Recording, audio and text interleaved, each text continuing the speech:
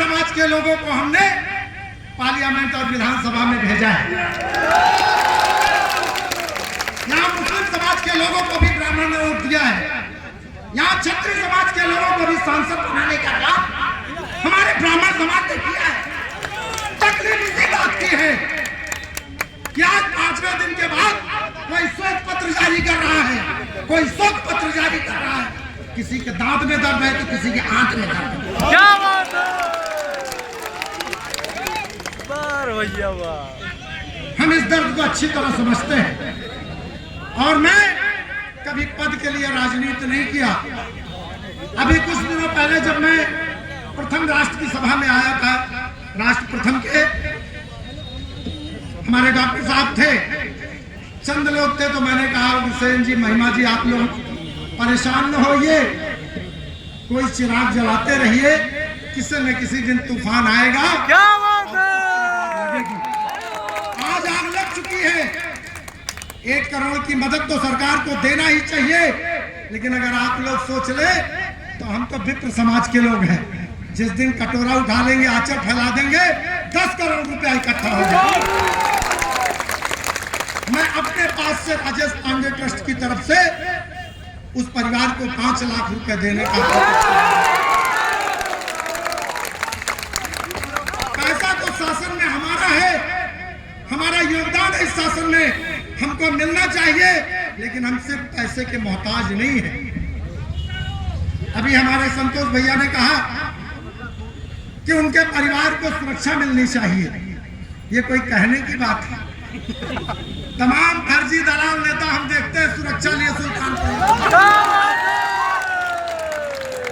उनकी क्या दुश्मनी है मुझे नहीं मालूम, उनको किससे खतरा है ये अभी मुझे नहीं मालूम, लेकिन सरकार ने पिछले 25 साल से हम लोग सुरक्षा नहीं दी। हम अपना सुरक्षा करना जानते हैं। रही बात ये कि हम ऐसे समाज के लोग हैं जो समाज के अगुआ हैं, मार्गदर्शन देते हैं, लेकिन ये बात मैं चेताने के लिए आज कम शब्दों में अपनी बात को कह रहा हूं, मेरी भावना को समझें। सरकार ने न्याय किया तो किया, वरना हमारा बलिदानी जत्था भी न्याय करना जानता है। हमने इसके पहले भी आतताइयों को जवाब दिया है और पुनः उनके आंगन में जाकर हम फिर जवाब देंगे। मुझे सरकार से बड़ी उम्मीद है, लेकिन जिस तरह से हल्के फुल्के तरीके से कार्रवाई हो रही है, हम उससे संतुष्ट नहीं हैं। अभी तो हम सुत्य रही करेंगे, अपने भाई के शोक में शोक संवेदना करेंगे, लेकिन उसके बाद जब हमारा परसा चलेगा तो कोई गर्दन नहीं बचेगा। ये बात अच्छी तरह से जान लें। मैं कम से कम किसी राजनीतिक दल का बधुआ मजदूर नहीं हूं। मैंने 50 बार कहा है कि राजनीतिक दल हमारे साधन है, लेकिन आज समस्याओं के ताले की जो चाबी है वो सत्ता शासन में रहती है, जनप्रतिनिधियों में होती है। पहला कर्तव्य उनका होता है, और ये बात ध्यान रखिए कि आपके समस्याओं का ताला जो खोले, उसी के साथ आपको खड़े होने की जरूरत है। अभी हमने देखा कुछ लोग कल रात से पेट में दर्द हुआ और कहने लगे हम श्रद्धांजलि सभा करें। आपको किसने रोका? आपको किसने रोका कि आप इस श्रद्धांजलि सभा में ना आए? लेकिन मैं देख रहा हूं पिछले 7 दिनों से हमको ऐसे दूध की मक्खी की तरह निकाला गया है जैसे हम अछूत हो गए। मुझे याद आता है अभी राज्यसभा में झा साहब ने भाषण दिया, ठाकुर का कुआं। माइक लगाओ यार, तो मैंने कविता बनाई है, लेकिन अभी बोलूंगा नहीं।